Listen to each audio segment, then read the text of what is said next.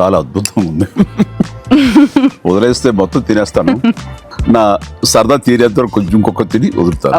కానీ చాలా బాగుంది. కానీ ఎంత తిక్కుగా ఉంది మీ ఇక్కడ, so nice. CM CBN at 30. Chandrababu Naidu తొలిసారి ముఖ్యమంత్రి అయి నేటికి 30 ఏళ్ళు సార్. సెప్టెంబర్ 1, 1995 ఆయన మొదటిసారి ముఖ్యమంత్రిగా ప్రమాణ స్వీకారం చేశారు.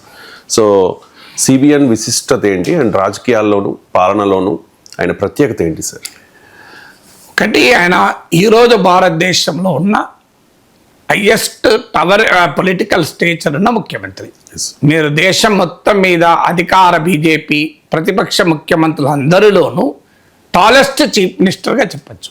Of course India today survey 3rd popular CM అని చెప్పొచ్చు. I'm not talking about popularity, but political stature, political experience రీత్యా చూస్తే ఈజ్ ద టవరింగ్ లీడర్. భారతదేశం మొత్తం మంది ముఖ్యమంత్రుల్లో కూడా హైయెస్ట్ పొలిటికల్ స్టేచర్ ఉన్న ముఖ్యమంత్రి. ఎందుకంటే 30 ఏళ్ల క్రితమే చీఫ్ మినిస్టర్ అయ్యాడు. ఇది మొదటిది. రెండవది, సాధారణంగా ముఖ్యమంత్రులకు రాష్ట్ర స్థాయి ప్రాధాన్యత, సిగ్నిఫికెన్స్ ఉంటుంది. ఇప్పుడు జగన్కు ఆంధ్రప్రదేశ్ దాటితే ప్రాధాన్యత ఏం లేదు. కానీ సహజంగా సీఎంలకు అలాంటి అవకాశం కూడా రాదు.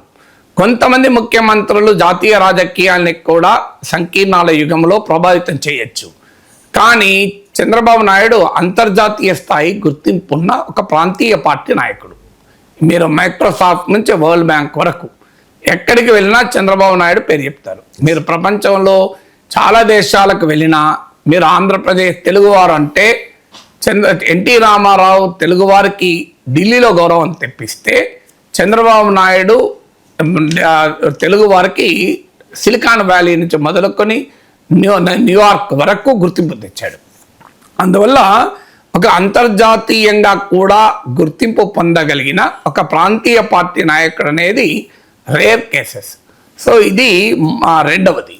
ఇక మూడవది, చంద్రబాబు నాయుడు జాతీయ రాజకీయాల్ని ప్రభావితం చేసిన తీరు. యునైటెడ్ ఫ్రంట్ కన్వీనర్గా, ఎన్డీఏ 1కు ఒక మూల స్తంభంగా, నేషనల్ ఫ్రంట్ చైర్మన్గా, మీకు ఎన్టీ రామారావు చైర్మన్గా ఉన్న సమయంలో కూడా బ్యాక్ ఎండ్లో ఉండి పనిచేసిన నాయకుడిగా జాతీయ రాజకీయాల్ని బహుశా ఏ ప్రాంతీయ పార్టీ ఇంతగా ప్రభావితం చేయలే. అందులో చంద్రబాబు ఏ ప్రాంతీయ నాయకుడు ఇంత ప్రభావితం చేయలే. ఇది మూడవది.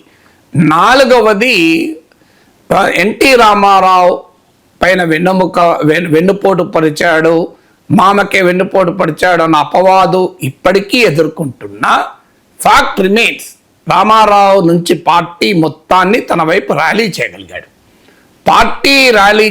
పార్టీ రామారావు ఉండగానే, రామారావు లక్ష్మీపార్వతి వివాదం కావచ్చు, అది చంద్రబాబు నాయుడు ఉపయోగించుకున్నాడన్న విమర్శలు ఉండొచ్చు, బట్ ఏదైనా కానీ ఫ్యాక్ట్ డెమోక్రసీలో ఒక రాజకీయ పార్టీ ఎవరిది అని ఎవరు నిర్ణయించాలి? ఆ పార్టీలో ఉన్న వాళ్ళన్నా నిర్ణయించాలి, ప్రజలన్నా నిర్ణయించాలి. ఇక్కడ ఎన్టీ రామారావుపై చంద్రబాబు నాయుడు తిరుగుబాటు విషయంలో బోత్ పార్టీ అండ్ ప్రజలు నిర్ణయించారు కదా చంద్రబాబు నాయుడు నాయకుడని. ప్రజాస్వామ్యంలో మన సొంత అభిప్రాయాలను బట్టి మనం నిర్ణయించకూడదు. ప్రజాస్వామ్యానికి ప్రాతిపదిక అదొకటే. ఇప్పుడు ఇది బరువెంత ఉంది అని ఒక బస్తా పట్టుకొని నువ్వు చెప్తే కాదు కదా, వేయింగ్ మిషన్ మీద పెడితే అది బరువెంత ఉందో చెప్తుంది. సో టెంపరేచర్ నాకు ఎంత ఉంది, నాకు జ్వరం వచ్చినట్టుంది అని అంటే నడవదు కదా. థర్మామీటర్ పెట్టి అది ఎంత చెప్తా అంతే టెంపరేచర్. సో నీకు వేడిగా ఉన్నా 98.4 చూపెడితే నార్మలే. సో అందువల్ల మీకు రాజకీయాల్లో ప్రజాస్వామ్యంలో బారోమీటర్, థర్మామీటర్ ఏంటి? ప్రజలు తీర్పు లేదా పార్టీ తీర్పు. సో ఎన్టీ రామారావు ఉండగానే అటు పార్టీ, ప్రజలు, ఎన్టీ రామారావు ఉండగానే పార్టీ, ఆ తర్వాత ప్రజలు కూడా క్లియర్గా స్పష్టంగా అనేక సందర్భాల్లో ఎన్టీ రామారావు వారసత్వం తెలుగుదేశానిదే, ఆ తెలుగుదేశానికి చంద్రబాబే నాయకుడు అని తీర్పు చెప్పారు.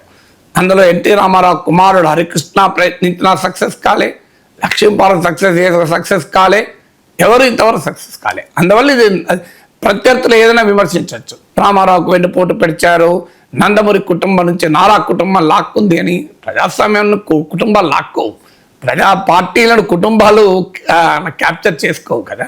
రియాలిటీ ప్రజలు ఆమోదించారు. అది చంద్రబాబు నాయుడుకున్న సామర్థ్యానికి, రాజకీయ నాయకత్వ స్వభావానికి ఇది ఒక ఇండికేటర్. ఇక 5వది చంద్రబాబు నాయుడు ఒక టెక్నాలజీ విజన్. బహుశా భారతదేశంలో ఏ ముఖ్యమంత్రి చూపని ముందు చూపును చూపెట్టాడు. సో ఆ టెక్నాలజీ విజన్ మాత్రం డెఫినెట్గా ఇవాళ ప్రపంచంలో తెలుగువారు ఐటీ రంగంలో ఈ స్థాయిలో నిలబడ్డారంటే ఖచ్చితంగా చంద్రబాబు నాయుడు కృషి. ఎవరికి అవునన్నా కాదన్నా.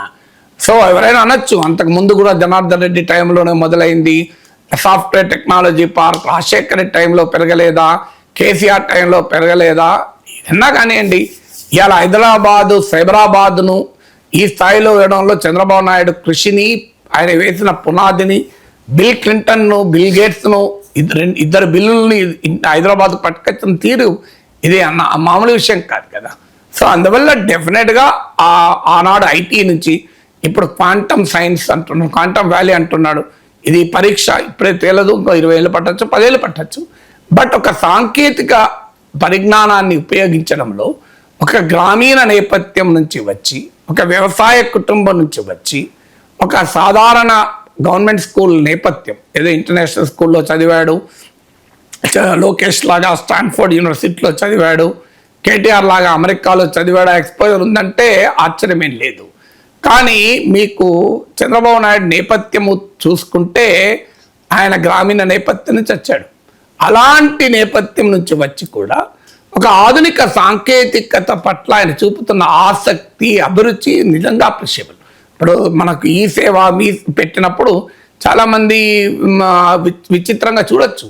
కానీ ఇవాళ ఈ సేవలు, మా సేవలు, మీ సేవలు ఇంట్లో ఉన్న బటన్ సేవలు అయిపోయినాయి కదా. సో అందువల్ల ఆ డెఫినెట్గా టెక్నాలజీ అడాప్షన్లో చంద్రబాబు నాయుడు చూపిన ముందు చూపు ఆయన గుర్తింపే కాదు, తెలుగువారి ప్రతిష్టను పెంచింది. ఇక 6వది ఆర్థిక సంస్కరణలు. వరల్డ్ బ్యాంక్ ఒక డాక్యుమెంట్లో ఉంటుంది, రాజకీయ పరమైన రిస్కుల్ని కూడా అధిగమించి ఎదుర్కొని నిలబడ్డ సంస్కరణవాది అని.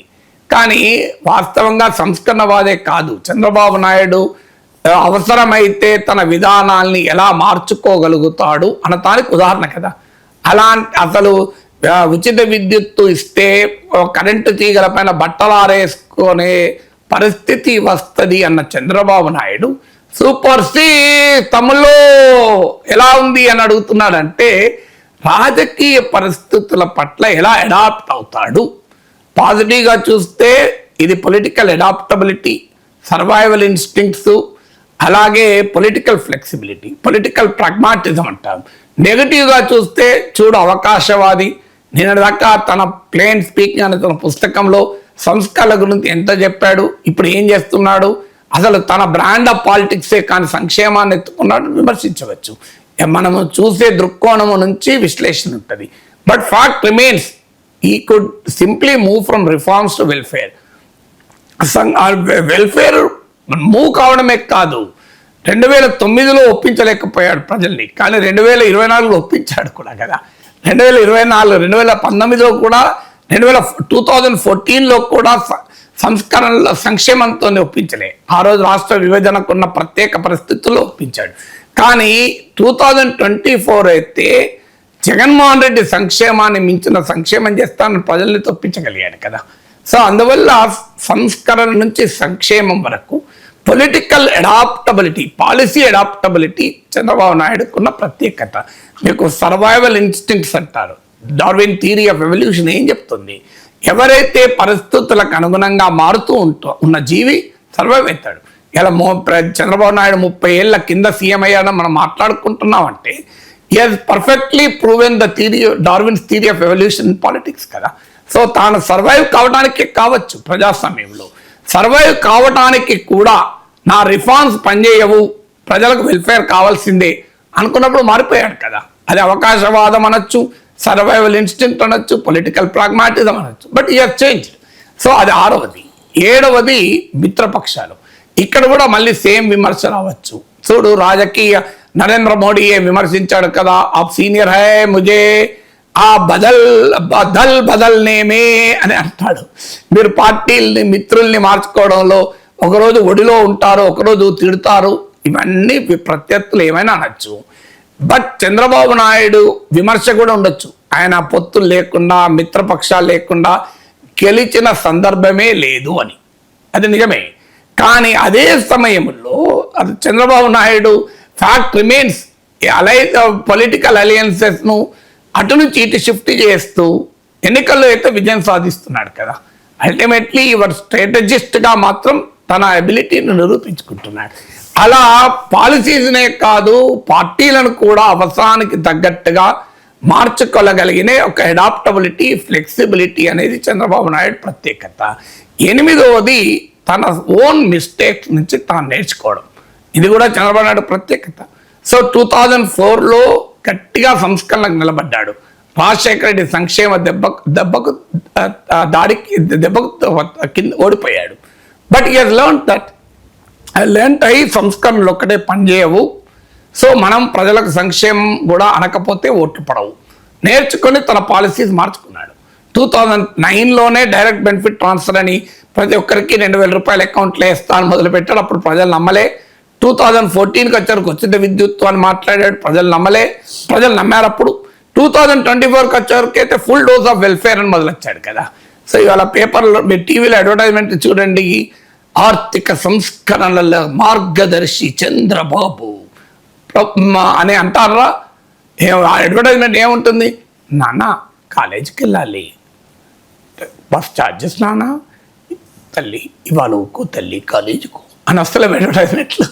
So what does that indicate? So తన వెల్ఫేర్ బ్రాండ్ని ఇవాళ చంద్రబాబు నాయుడు విపరీతంగా ప్రజెంట్ చేసుకుంటున్నాడు. తన రిఫార్మ్ బ్రాండ్ వదిలేశాడు. తన సంపద సృష్టి బ్రాండ్ ఉపన్యాసాలకి పరిమితమైంది, అడ్వర్టైజ్మెంట్లో లేదు. మీరు గమనించండి. సో అందువల్ల తన ఫెయిల్యూర్ నుంచి నేర్చుకుంటాడు. 2018లో బీజేపీ నుంచి దూరం అయ్యాడు.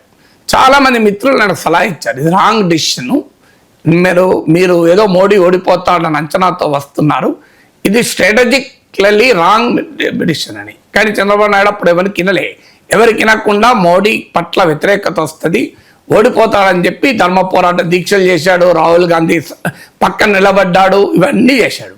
కానీ ఎన్నికలైన మరుసటి రోజు నుంచి మోడీని ఒక్క మాట అనడం మానేశాడు.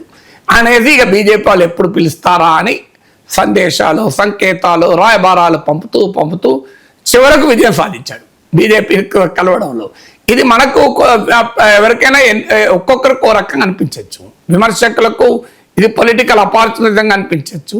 ఆయన సమర్థించే వారికి చూడు తన ఫెయిల్యూర్ నుంచి, మిస్టేక్స్ నుంచి ఎలా నేర్చుకుంటున్నాడు అన్నది వాళ్ళు ఉండొచ్చు. 9వది అతను ఆటుపోట్లను ఎదుర్కొన్న తీరు. వర్స్ట్ టైమ్స్ను కూడా చాలా ధైర్యంగా ఎదుర్కోవడం అనేది ప్రత్యేకత. అసెంబ్లీలో తనకన్నా చిన్నవాడు, తాను రాజకీయాల్లో తన సమకాలీకుడైన రాజశేఖర రెడ్డి కొడుకు నిరంతరం అవమానిస్తున్న అసెంబ్లీలో నిలబడ్డాడు. ఇలా జగన్మోహన్ రెడ్డి అసెంబ్లీలో నిలబడలేకపోతున్నాడు. చంద్రబాబు నాయుడు దాడి చేస్తాడు, తెలుగుదేశం దాడి చేస్తాడని చెప్పి జగన్మోహన్ రెడ్డి అసెంబ్లీకి రానట్టున్నాడు. కానీ చంద్రబాబు నాయుడు 23 మంది ఎమ్మెల్యేలకు నాయకుడిగా, ఉమ్మడి రాష్ట్ర ముఖ్యమంత్రిగా 9 ఏళ్ళుండి, విభజిత రాష్ట్ర ముఖ్యమంత్రిగా 5 ఏళ్ళుండి, జాతీయ స్థాయిలో యునైటెడ్ ఫ్రంట్ ఎన్డీఏ ప్రభుత్వాలను చక్రం తిప్పిన ఒక రాజకీయ అనుభవం ఉన్న నాయకుడు జగన్మోహన్ రెడ్డి ముందు నిలబడి ప్రతిపక్ష నాయకుడిగా అధ్యక్ష అని అడిగినాడు కదా. అది ఆ రకమైన ఆటుపోట్లను, అవమానాలని కూడా భరించాడు కనుక చివరకు ఆయన వ్యక్తిగతంగా కూడా అవమానించినప్పుడు కన్నీళ్ళు కూడా పెట్టుకొని గౌరవ సభ ఇది గౌరవ సభగా ఆయన రోజే వస్తానని ప్రతిజ్ఞ చేసి తిరిగి అసెంబ్లీకి రాగలిగాడు కదా. సో అందువల్ల అదొక తీవ్రమైన ఆటుపోటు. అలాగే 2004లో రాజశేఖర రెడ్డి ప్రభంజనంలో అడ్రస్ లేకుండా పోయినా కూడా 10 ఏళ్ల పాటు ప్రతిపక్ష నేతగా నిలబడడం, 2014లో మళ్ళీ అవకాశం వచ్చింది, మళ్ళీ ముఖ్యమంత్రి కాగలిగాడు. అన్నిటికన్నా మించి తెలంగాణ ఉద్యమ సమయంలో కూడా మీరు గమనించండి, తెలుగుదేశము చంద్రబాబు నాయుడు ఎదుర్కొన్నంత దాడిని ఇంకెవరు ఎదుర్కోలే. ఆ దాన్ని కూడా అధిగమించగలిగాడు. అంటే ఇలా తనకుండే సవాళ్లను, ఆటుపోట్లను, ఛాలెంజెస్ను ఎదుర్కొనేటువంటి సామర్థ్యము చంద్రబాబు నాయుడుది. 10వది ఒక రాజకీయ పార్టీని ఎన్టీ రామారావు నాయకుడిగా ఉన్న నిర్మించిన దాంట్లో చంద్రబాబు నాయుడు కీలక పాత్ర. తర్వాత కూడా ప్రాంతీయ పార్టీల్ని, అందులో ఐడియాలజీ లేని పార్టీ, ఇప్పుడు మీకు బీజేపీ అంటే దానికో ఐడియాలజీ, రైట్ వింగ్ ఐడియాలజీ, హిందుత్వ ఐడియాలజీ, కమ్యూనిస్ట్ పార్టీలకు ఒక ఐడియాలజీ. సాధారణంగా సెంట్రిస్ట్ పార్టీస్కి ఐడియాలజీ ఏమి ఉండదు. అలాంటి పరిస్థితుల్లో ఒక పార్టీని నిర్మించడం చాలా ఛాలెంజ్. ఇలా కాంగ్రెస్ పార్టీ చూస్తున్నాం కదా. కానీ ఇవాళ ఈ తెలుగుదేశం పుట్టినప్పటి నుంచి ఇప్పటి వరకు గెలిచినా ఓడినా ఆ పార్టీ జెండా వదలని కార్యకర్తలు ఊరూరా కనబడతారు. ఎన్ని దాడులు ఎదుర్కొన్నా, ఎన్ని ఇబ్బందులు ఎదుర్కొన్నా, ప్రత్యర్థుల నిర్బంధాన్ని ఎదుర్కొన్నా పార్టీ కోసం భూములు ఆస్తులు అమ్ముకున్న కార్యకర్తలు కనబడతారు. ఈ మధ్య కాలంలో పారాచూట్ లాగా ఊడిపడుతున్న వాళ్ళు ఉండొచ్చు, వేరే పార్టీల నుంచి వచ్చి ఆక్రమించుకుంటున్న వాళ్ళు ఉండొచ్చు, ఇవన్నీ నిజం. కానీ అదే సమయంలో తెలుగుదేశం పార్టీ కార్యకర్తల పార్టీగా దాన్ని నిర్మించడంలో, బలమైన నిర్మాణాన్ని కలిగిన పార్టీ నిర్మించడంలో చంద్రబాబు నాయుడు నిర్మాణ దక్షత కూడా చాలా కీలకం. అందువల్ల ఈ 10 అంశాలు 30 ఏళ్ళ తన ముఖ్యమంత్రిగా రాజకీయ జీవితం కాకపోవచ్చు, కానీ 30 ఏళ్లలో గణనీయమైన భాగం ముఖ్యమంత్రిగా ఉన్నా, ప్రతిపక్ష నేతగా ఉన్నా, తెలుగు రాజకీయాల్లో సెంట్రల్ ఫిగర్గా ఈ 30 years ఉన్నాడు. Whether as the chief minister or as the leader of the opposition. So అది ఆయన ప్రత్యేకత.